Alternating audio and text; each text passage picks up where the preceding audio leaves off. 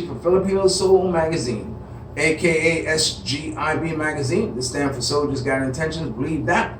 And everyone should be soldiering for something, a dream, a goal, an idea, a train of thought, something. And owner P.B.G's Productions stand for Photos by Gerard, the best in freelance publicity photography. Well, this is my last day here in Dumaguete at this Ponderosa. And there's a lot of things I'm going to miss, but one of the most cherished things I'm going to miss is Catherine's classmates who come by, they used to come by, have lunch, and I've interviewed them, and so they asked if they could interview me again. And I'm so excited that they think enough of me, or interesting enough, that Joy is going to ask me questions. Are you ready, Joy? Yes. Okay, well, tell everybody who you are. Hello everyone, my name is Mary Joy Barabas, your Joy interviewer for today. Okay, So, how old are you? I am 17 years old. Okay, and what's your favorite subject in school? My favorite subject at our school is math. I love math Do really. you really? Yes. Do you have an idea of what you want to be when you grow up? I want to be a accountant someday, and I really wanna, and I want engineer. I want to be an engineer. Yes. Well, you know, this video that I'm going to post is going to be seen all over the world, especially in Wow. the United States. Tell them what it's like being a 17-year-old girl living in the Philippines. I know social media is a big thing because they said that most Filipinos, 3 out of 5 Filipinos learn their news on the internet. I mean, on Facebook. So tell them what it's like living here in the Philippines. What you like? So it's Philippines is the people there living in the Philippines are hospitable. Yes, we are. You, Mr. Gerald, are welcome to our country. So you are free to visit our country as well as you want.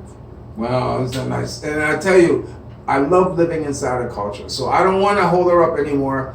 I turn the show over to you. Okay? Shoot. Yes. So well, I have how's your day, Mr. Gerald? Gerard. Gerard. Gerard. Yes, Gerard. Or you can call me Double OG. No, okay. My day is fine. The past 3 days I've been packing and moving because I'm leaving this location. As much as it breaks my heart because I really love this place, but I'm moving. So it's hard to get rest because I'm going back and forth from 2 places. But other than that, my day is very, very good. This is one of the highlights because I'm waiting to be interviewed by you.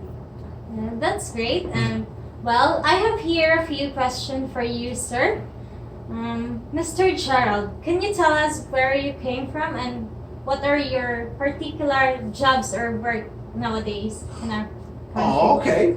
I come from the United States. I was born in New York City. So nice. I moved here from Las Vegas. When I was working on the assembly line, that's making cars. And every day it was the same thing. And one day I looked up and down the line and I said to myself that this is not what I want to do for the rest of my life. It's easy to know what it is that you don't want to do. The hardest thing is to know what you do want to do. And I said to myself, I want to be in the entertainment business. But I had a lot of problems. I could not sing. I could not dance. I could not act. I could not tell jokes. What am I going to do to get into the entertainment business? So then I decided to pick up a camera. I decided to become a photographer. And I went to class and I learned about photography. And I started taking pictures. And when my first picture appeared in the newspaper, I thought, oh, this is what I want to do. So the moral of the story is that whatever it is that you want to do in life, you have to first decide on where you want to be in life. Yes. We all can't be astronauts, but some of us would be happy to be on the launching pad cleaning off the rocket. Here I am. So once you find out where you want to be, then you look at the professions that are around there that you qualify for that will at least put you where you want to be. But since I've been in Dumaguete here or in the Philippines, I had a magazine called S.G.I.B that stood for Soldiers Got Intentions. And everybody should be sorting for something. I think I said earlier, a dream, a goal, an idea, a train of thought. But when I came here to put my magazine together for 30 days, my West Coast edition from Las Vegas. And it was so nice here in the Philippines. I said, I'm not going back to the United States. Plus, I love your president. I love your president, President Duterte. Because President Duterte is very strong against drugs. And that's important to me because I've had some problems with drugs in my life. And so being here in the Philippines, being drug-free, it has allowed me to be a lot more creative. It has allowed me to do a lot of things. And it has allowed me to enjoy myself. So now I changed my magazine from S.G.I.B magazine to Filipino Soul magazine. Oh, I have a copy here. To Filipino Soul magazine. And the magazine is about people following their dreams and their goals. Like you want. See, you could be in my magazine because you have the dream of being an accountant. You're like this, yes? Yes, so the magazine is about people following their dreams and their goals. And people who have achieved their dreams and their goals give advice to others about following their dreams and their goals. So that's what I'm doing now in the Philippines. So, plus I'm breeding Siberian Huskies. This is my first female husky. Hello, Helen, say hello, Helen. Hi. Hi, Helen. Okay, so I'm breeding her, yes. Okay, your next question? So, why are you decided to live in our country, which is the Philippines? Is your loved ones in here? You know, I've always lived inside different cultures. I have lived in Russian culture, Ukrainian culture. I have lived in the Spanish culture. I have been exposed to the Nigerian culture. And living inside of a culture has always appealed to me and attracted me because where I come from, we don't have that deep, rich cultural bond like you have. If you were to go to the United States, I really wanted to. You will see that's what you do. You want to do something. If you go to the United States and you tell somebody you meet another Filipino, you're Filipino. Oh, come and watch all the Filipinos. You will feel so at home because your culture. You have a culture. Every nationality has a culture. Spanish have a culture. Africans have a culture. Russians have a culture. Nigerians have a culture. I mean, every Barbados has a culture. Jamaicans have a culture. You know, they all have a rich, strong cultural bond that's missing in the United States. And one of the reasons it's missing in the United States is because through slavery and the laws, you know, the segregation, integration, some of the laws that were intended to do good, but only turned out to do more harm. You know, so it put us against each other. And it's sad. It's very sad. It's very sad. Sometimes I found myself often afraid of my own people, you know, because I'm black. You know, but here in the Philippines, I mean, I've never been welcomed. I've never been loved. You know, and look at you all are so beautiful. With your beautiful hair, you come here. When I came here, I said, you all look the same. You know what I'm saying? Like this. And it's been an absolute delight. It's been a pleasure. A lot, where I come from, girls seem to focus on a lot of their physical attributes. If they don't have large hair, they make them bigger. If they don't have large hair, they make it bigger. If the hair's not there, they make it like this. But here you're all so natural. I guess that's the word. Filipinos are very natural. They're very humble. I'll tell you a story. When I was in Cebu, I was waiting for a bus. No, I wasn't waiting for a bus, but I was sitting at a bus stop. And there was a woman sitting here with her back turned to me. This chair was empty, and I sat in this chair. So it's me, an empty seat, and her back. And in this seat, she had a pocketbook. She had her purse in that seat. So my coming from America, I said, she saw me sit down. I said, I know. She's gonna turn around to see me and take a bag and put it back like this. And I sat there for almost a half hour, and she never once looked at her bag. She never once made me feel that she was afraid of me. She never once made me feel like I was a crook. And I said to myself, I said, oh God, I'm in the right place. This is beautiful. I mean, to trust like that. I mean, and so that was another substantiation to me of how wonderful the Filipino are, how trusting they are. Okay, the next question. So here's the final question. Okay. Mr. Oh, final. I hate final. The final. Okay, go ahead. So what are your strategies in developing your interpersonal skills? I think one strategy is, first of all, you have to know yourself. You see, you have to be your best friend. No one in life can disappoint you. No one can disappoint you. No one. The only one who can disappoint you is you. You see, you're going to make mistakes. You're going to go down the wrong road. And believe me, I went down a lot of wrong roads. But there is no shame in falling. The shame is not getting back up. So developing yourself, having discipline. It's important you have discipline. And you begin by every day when you wake up, little girl, before you get out of bed, you say, what are my plans for today? Okay, I'm going to eat breakfast. I'm going to help my mother sweep the floor.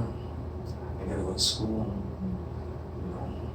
I should clean my room. I'm going to plan to do that. It's okay to have plans. You may not make all your plans, but the most important thing is making them. And once you achieve the small plans, it makes it easier for you to develop the discipline to achieve the bigger plans in life. So the important thing is each day, ask yourself, what are my plans for today? I'm going to do my homework. I'm going to sit down with my little brother, my little sister. I'm going to play with them. I'm going to talk with them at least 15 minutes. Just give them some of my time. So that's important too, is to have plans. After that, I think you have to know what it is, what you want to do. One thing I noticed about the Filipino people, and I may be wrong for saying this, but sometimes they don't seem to have the drive to change the condition of their life. You see, they don't seem to have the motivation to say, okay, I don't like this job, I'm gonna get another. Sometimes, and I understand how hard it is to find a job, don't get me wrong. And I know there's not a real big enthusiasm when the salary is so small. But you have to have, the willingness to want to do better for yourself. You see, when you do better for yourself, you do better for your family. You understand? So that's important too. That's great. How about your interpersonal skills? How will you develop it? Well, your interpersonal skills. I think I pretty much laid the roadmap out to that. I mean, there's nothing more than that. You just practice. Your interpersonal skills. You have to be able to network. Networking is very important. You have to be able to recognize somebody who you can learn from, who you can benefit from. You have to be able to recognize those who you can't benefit from, who do you more harm than good. You have to be willing to take a chance. You have to be willing to walk through a door that you don't know what's on the other side. So I think that's a big part of developing your skills. Yeah, I think that's a very big part. But the most important thing is that you have to love yourself. You have to become your own best friend. You have to be able to know what it is that you like. You have to know what it is that you want to do before you can let someone else into your life. You see? If you don't know what to do to make you happy, then how are you going to have someone in your life and the two of you be happy when you don't know what makes you happy? So, I know for me, sometimes there was a time I went to the movies by myself. I went for walks in the park by myself. I went to museums by myself. I went and I did things that I like to do. You see? So that way when someone did come into my life and they said, well, what do you like to do? What do you want to do? I said, hey, want to go to a movie? I like going to movies. So, hey, I like reading. Hey, how about reading out loud to me and I read out loud to you? You see what I'm saying? These are things that you can do for yourself, but these are things that you can also incorporate someone else to do with you. So it's very important for that. It's very important to be able to do that, to know what it is that you want to do in life. And love can wait. Yes. Love can wait. Love can wait. Patience. And social media can be good and it can be bad. You have to know what the benefits are and what the disadvantages are. On my social media, I don't allow no bad talk. I don't allow nobody to talk about nobody. I don't want to hear what someone else did. I don't want to hear, no. That's not what my social media is for. If you have a problem, then talk to me. Step from behind that screen and develop social skills. That's something that's missing in today's youth. You have no social skills. I know in America, when I was coming up, I used to go to the park. I used to walk like 5 blocks this way by myself, and go to the park. And during that time I was walking, I would talk to a store owner. I would talk to the lady sitting on this. Hi, Miss So-and-so. Oh, how you doing, boy? Where you going? Like this, and talk. You have social skills. You talk to people. Today, there's no social skills because the internet. Now, let me say something positive about it. I think the most beautiful thing that could ever been invented was Facebook. Because you know why? Because somewhere right now, there's someone in the Philippines, there's someone in Africa, there's a child somewhere in a hut who maybe been working all day, what I'm saying, or had a hard day or something like this. Or they get, okay, take 5-minute break. Okay, 5 minutes, I've been working all day. Make it 4 minutes. Okay, like this. And they can go in their pocket, little girl, and they can pull out that cell phone and go on Facebook and see someone smiling. They smile, they chat, they're happy. They see the world and they have friends and, oh, what you doing like this? Woo! Oh, okay. Wait, it's like this. You see, that's the beauty of it. Because it can bring joy in your life. It helps you see the world. It's a matter of how you use it, though. It's a matter of how you use it. So, are you happy with my interview? Did I answer all your questions? Yes, that's all. Okay. Now let me do my closing, okay? Okay, I want to thank her for interviewing me. I think it's absolutely fantastic. We're going to post this tonight before I lose the internet.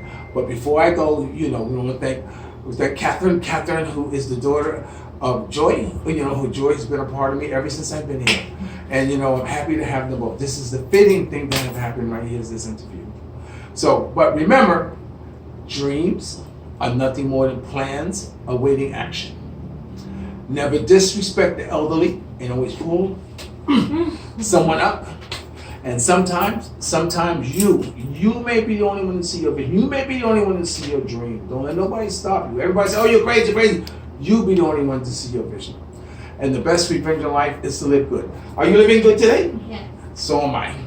And if you have not got a dream, a goal, an idea, do what I used to do. Get as much as you can, as fast as you can, and go home. And hopefully there's someone waiting for you to tell you that they love you. And if you're lucky enough to have a girlfriend like Ollie Woodson, former lead singer of The Temptation once sung, treat her like a lady. And ladies, if you're lucky enough to have a good man, what do?